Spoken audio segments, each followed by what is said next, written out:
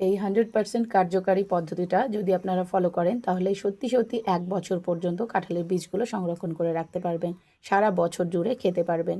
চলুন কিভাবে করে নিই স্টেপ বাই স্টেপ, আপনারা দেখতে থাকুন। কাঁঠালের বীজ সারা বছর সংরক্ষণ করে রাখার প্রথম স্টেপ হলো একটা বড় পাত্র নিতে হবে। এর মধ্যে নিয়ে নেব আমি 500 গ্রাম থেকে 700 গ্রাম পরিমাণ জল। দিয়ে দিচ্ছি আমি এখানে আমার আঁঠি যে পরিমাণ, সেই পরিমাণে আমি জল এখানে 700 গ্রাম পরিমাণ জল দিয়ে দিচ্ছি। এই জলের মধ্যে প্রথমেই দিয়ে দিচ্ছি আমি 1 টেবিল চামচ পরিমাণ লবণ। একটু মিক্স করে দিই যাতে তাড়াতাড়ি এর মধ্যে ডিজলভ হয়ে যায়। এবার এই জলের মধ্যে দিয়ে দিতে হবে হলুদ। এখানে আমি 1 চা চামচ পরিমাণ হলুদ দিয়ে দিচ্ছি।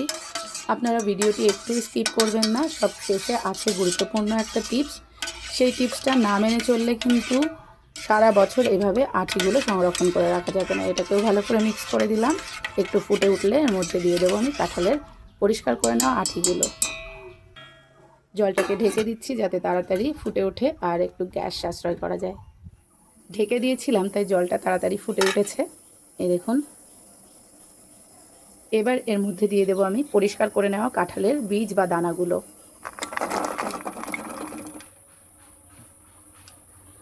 অবশ্যই কিন্তু এই কাঁঠালের বীজ বা দানাগুলোকে 50%-এর বেশি সিদ্ধ করা যাবে না, তাহলে আগামীতে রান্না করে খাওয়ার সময় অত বেশি ভালো টেস্টি হবে না রান্নাটা, মানে এই কাঁঠালের দানাগুলো খেতে অত বেশি ভালো লাগবে না।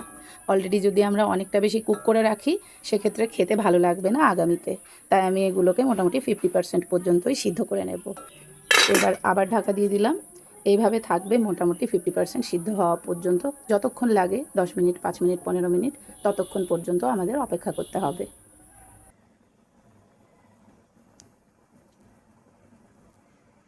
ঢাকাটা খুলে 2 মিনিট পর আবার একটু নেড়ে দিতে হবে। এভাবে করে একটু নেড়ে দিলে সব দিকে সমানভাবে গ্যাসের ফ্লেমটা লাগবে আর চারিদিকে ইভেনলি কুক হবে আঁঠিগুলো। তাই অবশ্যই 2-3 মিনিট অন্তর অন্তর এটাকে একটু হালকা করে নেড়ে দিতে হবে। আবার লিড দিয়ে ঢাকা দিয়ে দিলাম। কাঁঠালের বীজগুলো এখানে সিদ্ধ হতে, মানে 50-60% সিদ্ধ হতে এখানে আমার 5 থেকে 7 মিনিট সময় লেগেছে। এবার আমি গ্যাসের ফ্লেমটা অফ করে দেব, দিয়ে এগুলো জল থেকে তুলে নেব। পরিষ্কার সুন্দর করে তুলতে হবে যাতে একটু জল উঠে না আসে।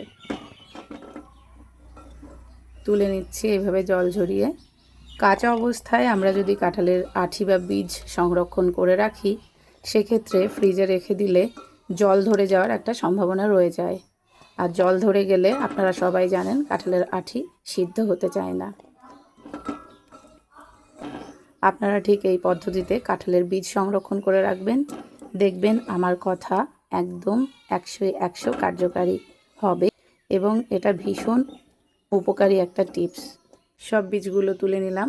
চলুন এবার পরবর্তী স্টেপটা করে দেখাই। এই দেখুন কাঁঠালের আঁঠিগুলো কেমন সিদ্ধ করেছি দেখাই। একটা চাকু দিয়ে প্রেস করতে হালকা হাতে একটু প্রেসার দিয়ে প্রেস করতে হচ্ছে, মানে খুব বেশি সিদ্ধ হয়নি, এটা আপনারা বুঝতে পারছেন নিশ্চয়ই। এই দেখুন, এই দেখুন, একটু প্রেস করে তারপর এর মধ্যে চাকুটা ঢোকাতে হচ্ছে, তার মানে এটা 50-60% সিদ্ধ হয়েছে আর এইভাবেই সিদ্ধ করতে হবে।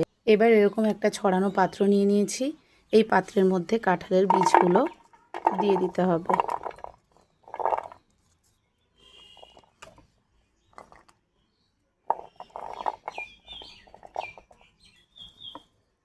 এগুলোকে যতটা সম্ভব জল ছাড়া এই পাত্রের মধ্যে নিয়ে নিলাম। কাঁঠালের আঁঠিগুলোর মধ্যে ভালো করে ছড়িয়ে দিয়ে এবার নিয়ে নিলাম একটা টিস্যুর রোল। এখান থেকে কিছুটা টিস্যু নিয়ে নিচ্ছি। এই টিস্যু দিয়ে কাঁঠালের দানাগুলোর ওপরে হালকাভাবে প্রেস করে করে সমস্ত জল মুছে নিতে হবে।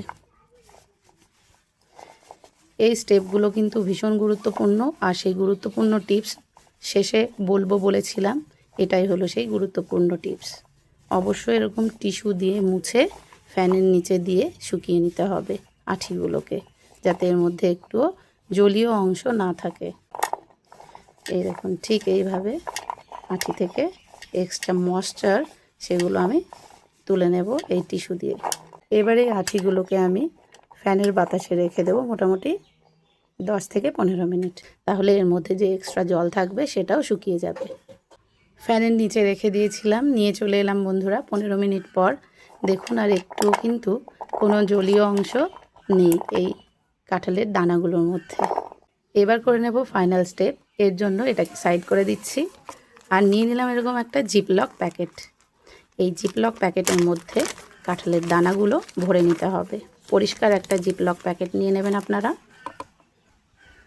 আঠিগুলো ঠান্ডা হয়ে গেছে, তাই আমি হাত দিয়েই ভরে দিচ্ছি।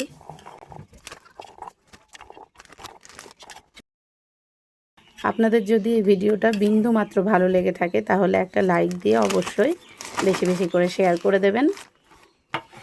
এবার এই জিপলকের মুখটা লক করে দেব। যদি বিন্দু মাত্র ভালো লেগে থাকে আমার এই ভিডিওটা, তাহলে অবশ্যই আপনারা ভিডিওটি বেশি বেশি করে শেয়ার করে দেবেন, যাতে সবাই দেখার সুযোগ পায় আর এই পদ্ধতিতে কাঁঠালের দানাগুলো সংরক্ষণ করে নিতে পারে। আর যদি চ্যানেলে নতুন হন তাহলে অবশ্যই চ্যানেলটিকে সাবস্ক্রাইব করে পাশে থাকবেন। ভিডিও ভালো লাগলে একটা লাইক আর হাইপ দিতে ভুলবেন না। এবার কি করব, এটাকে এবার নিয়ে নিলাম একটা এয়ারটাইট বক্স। এই বক্সটা খুলে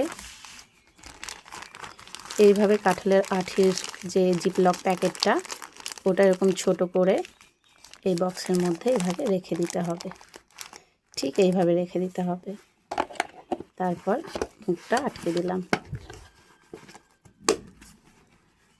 এইভাবে রেখে দিলে আগামী 1 বছর পর্যন্ত এই কাঁঠালের আঠিগুলো সত্যিই ভালো থাকবে। আপনারা এই পদ্ধতিতে কাঁঠালের আঠি সংরক্ষণ করে দেখবেন কেমন হয়। এই পদ্ধতিটা কতটা কার্যকারী আপনারা কিন্তু কমেন্ট করে জানাতে ভুলবেন না। আর এটাকে অবশ্যই কিন্তু ডিপ ফ্রিজেই সংরক্ষণ করে রাখতে হবে। ডিপ ফ্রিজে রাখলে 1 বছর পর্যন্ত ভালো থাকবে। আর যদি নর্মাল ফ্রিজে রাখেন তাহলে এটা মোটামুটি 6 মাস থেকে 8 মাস পর্যন্ত ভালো থাকবে। তো এই ছিল আমার আজকের ভিডিও। ভালো লাগলে অবশ্যই লাইক, কমেন্ট, হাইপ করে আমার পাশে থাকবেন। সবাই ভালো থাকবেন। টাটা।